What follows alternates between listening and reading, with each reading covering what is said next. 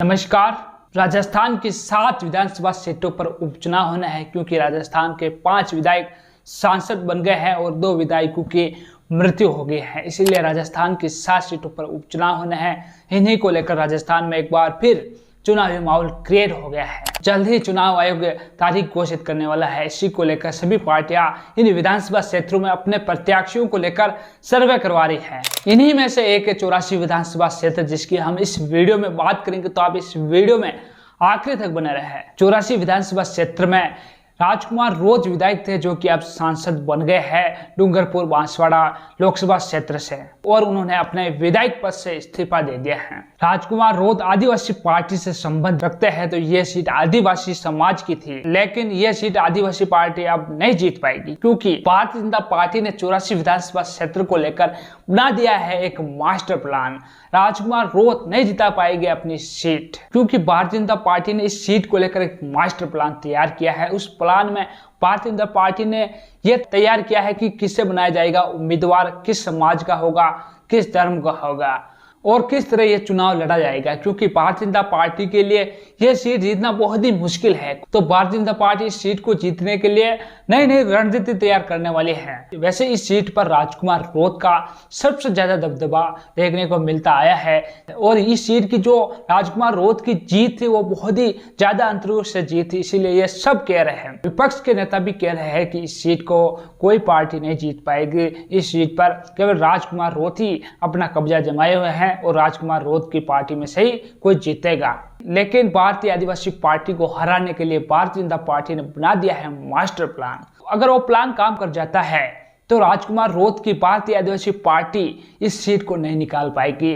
Bharatiya Janata party के खाते में यह सीट जा सकती है, लेकिन इतना आसान नहीं होगा भारतीय जनता पार्टी को यह सीट जीतना। प्लान के बारे में आपको इतनी बता सकता हूं कि वो उम्मीदवार है जो आदिवासी समाज का होगा, क्योंकि भारतीय जनता पार्टी को ये पता है कि इस सीट को जीतना है तो आदिवासी समाज के लोगों से ही हमें करीबी बनानी होगी, आदिवासी समाज के लोगों को ही ये टिकट देना होगा, वरना ये सीट हम नहीं जीत पाएंगे। वैसे इस सीट को जीतने के लिए कांग्रेस कल्पना भी नहीं कर सकती है। कांग्रेस केवल आदिवासी समाज से गठबंधन ही कर सकती है, यानी कि आदिवासी पार्टी से गठबंधन कर सकती है। और इस प्लान में यह भी तय किया गया है कि किस नेता को विशेष जिम्मेदारी दी जाए। तो हो सकता है वो नेता महेंद्रजीत मालवीय हो। महेंद्रजीत मालवीय आदिवासी समाज के बहुत बड़े नेता माने जाते हैं। भले ही वो लोकसभा का चुनाव राजकुमार रोज के सामने हार गए हैं, लेकिन महेंद्रजीत मालवीय का दबदबा आदिवासी समाज में बहुत ही देखने को मिलता है। महेंद्रजीत मालवीय लोकसभा चुनाव में ही कांग्रेस पार्टी छोड़कर भारतीय जनता पार्टी में शामिल हुए हैं। ऐसे में आप अंदाजा लगा सकते हैं कि महेंद्रजीत मालवीय कितने बड़े नेता है। जब महेंद्रजीत मालवीय कांग्रेस पार्टी को छोड़कर भारतीय जनता पार्टी में आए तब महेंद्रजीत मालवीय काफी दिन सुर्खियों में भी रहे हैं। महेंद्रजीत मालवीय आदिवासी समाज के बहुत बड़े नेता है। तो इस मास्टर प्लान के आधार पर इस सीट की जिम्मेदारी महेंद्रजीत मालवीय को दी जाएगी। महेंद्रजीत मालवीय के किसी करीबी नेता जो कि आदिवासी समाज से आता है उसे यहाँ से टिकट दिया जाएगा और राजकुमार रोज के लिए यहाँ पर बहुत ही बड़ी मुसीबत खड़ी होने वाली है। राजकुमार रोज इस सीट को लेकर भले ही निश्चिंत हो, लेकिन भारतीय जनता पार्टी का ये प्लान राजकुमार रोज के लिए यहाँ पर मुसीबत खड़ी कर सकता है। लेकिन राजकुमार रोज भी इतनी आसानी से हारने वाला नहीं है। राजकुमार रोज बहुत ही मजबूत नेता है, आदिवासी समाज के वर्तमान में सबसे बड़े नेता है। आदिवासियों में अगर सबसे ज्यादा पकड़ है तो राजकुमार रोज की है, उसके बाद हो सकती है महेंद्रजीत मालवीय की, लेकिन सबसे ज्यादा पकड़ आपको देखने को मिलेगी तो राजकुमार रोज की, क्योंकि राजकुमार रोज ने अपनी पार्टी भी बनी है तो आदिवासी समाज के नाम से बनी है और आदिवासी समाज की हर वो मांग लोकसभा क्षेत्र में उठाने के लिए वो तैयार है। हर मंच पर वो बिल प्रतिष्ठ की मांग करते हैं, हर मंच पर आदिवासियों के विकास की बात करते हैं, आदिवासियों के लिए शिक्षा की बात करते हैं, आदिवासियों के स्वास्थ्य की बात करते हैं।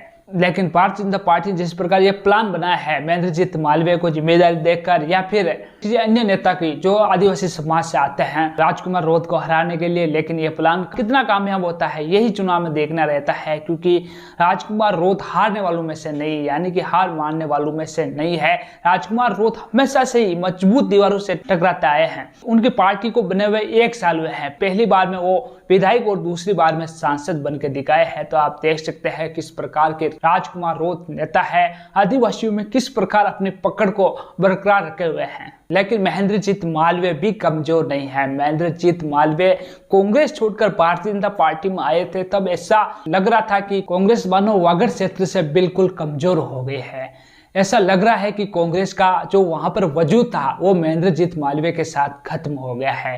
कांग्रेस ऐसा देख रही थी कि इस क्षेत्र में हम कभी नहीं जीत पाएंगे, इसीलिए कांग्रेस ने राजकुमार रोत की पार्टी से गठबंधन किया और लोकसभा का चुनाव गठबंधन से लड़ा। इस गठबंधन ने जीत कर भी दिखाया है। तो आप अंदाजा लगा सकते हैं कि महेंद्रजीत मालवीय किस प्रकार के नेता है, कितने बड़े नेता हो सकते हैं आदिवासी समाज के। वैसे यहाँ पर 3 पार्टी के उम्मीदवार उतरते आए हैं और निर्दलीय भी हो सकते हैं। 3 पार्टी, भारतीय जनता पार्टी, भारतीय आदिवासी पार्टी और कांग्रेस के यहाँ पर 3 उम्मीदवार उतरने के चांसेस है।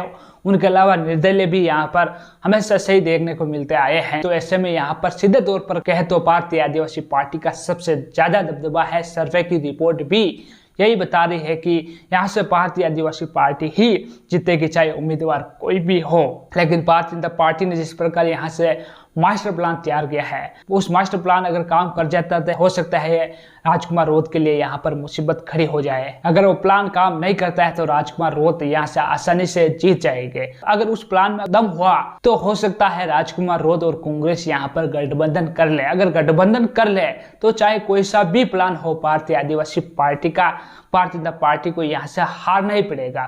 क्योंकि अगर कांग्रेस और भारतीय आदिवासी पार्टी एक हो जाती है तो कहीं ना कहीं जीतने के चांसेस भी और भी बढ़ जाते हैं। वैसे ज्यादातर जो आदिवासी समाज के लोग हैं, जब आदिवासी पार्टी नहीं हुआ करती थी तब कांग्रेस के साथ रहते थे। तो ऐसे में आप मान सकते हैं कि कांग्रेस का भी वहां पर वजूद है। कांग्रेस और भारतीय आदिवासी पार्टी गठबंधन कर लेती है तो भारतीय जनता पार्टी यहाँ से कभी नहीं जीत सकती है। तो साथियों, इसको लेकर आपकी क्या राय है? क्या भारतीय जनता पार्टी का जो मास्टर प्लान है यहाँ पर काम करेगा या नहीं? कमेंट सेक्शन में जरूर लिखें। और आपने अभी तक हमारा चैनल सब्सक्राइब नहीं किया तो जल्दी सब्सक्राइब करते हैं, बेल आइकन को दबा दें। इस वीडियो को ज़्यादा से ज़्यादा लोगों के साथ शेयर करें। धन्यवाद।